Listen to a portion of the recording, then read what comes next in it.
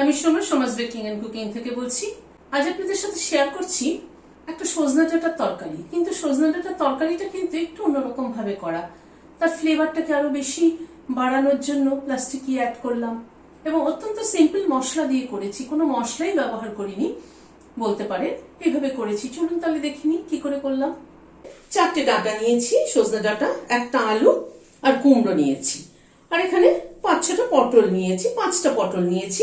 সবজিগুলোকে কেটে নিয়ে ফিরে এলাম, একটা গ্রাইন্ডিং জার নিলাম, 2টো টমেটোকে বড় বড় করে কেটে নিয়েছি, সেটা দিয়ে দিলাম, আর একটা কাঁচা লঙ্কাকে ভেঙে দিলাম। এটার একটা পেস্ট তৈরি করে নিচ্ছি। সরষের তেল দিচ্ছি, তেলটা গরম হওয়ার পরে 1/2 চামচ 5 ফোড়ন দিলাম আর একটা শুকনো লঙ্কা দিলাম। গ্যাসের ফ্লেমটাকে কমিয়ে দিলাম, 5 ফোড়নে শুকনো লঙ্কাটাকে ক্র্যাক করিয়ে নিচ্ছি। প্রথমে আলুটাকে দিলাম, আলুটাকে আগে একটুখানি ভেজে নিচ্ছি।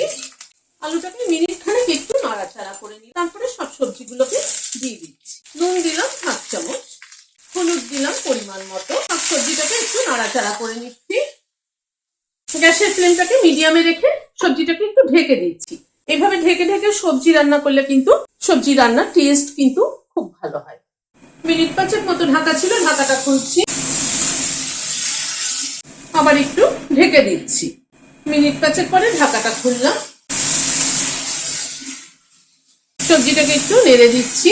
মিনিট খানেক মতো একটু নাড়াচাড়া করে নিলাম। এবারে এই টমেটো পেস্টটা দিয়ে দিলাম। টমেটো পেস্টটাকে দিয়ে এবার একটু কষিয়ে নেব। এই সজনা ডাঁটার চচ্চড়িটা কিন্তু মেনলি টমেটো গ্রেভিতেই এটা হবে, আর অন্য কোনো কিন্তু গুঁড়ো মশলা এখানে ব্যবহার করছি না। টমেটো গ্রেভিতেই নুন, মিষ্টি এবং টমেটোর একটা টক টক ভাব সব মিলিয়ে কিন্তু একদম সিম্পল এই তরকারিটা খেতে কিন্তু দারুণ ভালো লাগে। টমেটো পেস্টটাকে একটুখানি কষিয়ে নিচ্ছি, মিনিট 2-3 মতো একটুখানি কষিয়ে নিলাম সবজির সাথে। এবার একটু গরম জল অ্যাড করে দিচ্ছি, কারণ এই তরকারিটা কিন্তু একটু ঝোল ঝোল মতো হবে। 1/2 চামচ চিনি দিয়ে দিলাম। ঝোলটাই মিনিট 2 মতো ফুটে উঠলো। এখানে 1/2 চামচ হিং, অল্প একটু জল দিলাম, সামান্য একটু জল দিয়ে এটা গুলে নিচ্ছি। হিংটা লাস্টে দিয়ে দিলাম। এই হিংটা ফোড়নে দিলে একরকম টেস্ট, লাস্টে দিলে পরে একরকম টেস্ট। 2টো কাঁচা লঙ্কা মাথাটা চিড়ে দিয়ে দিলাম, দিয়ে একটু মিশিয়ে দিচ্ছি। গ্যাসের ফ্লেমটাকে বন্ধ করে দিলাম।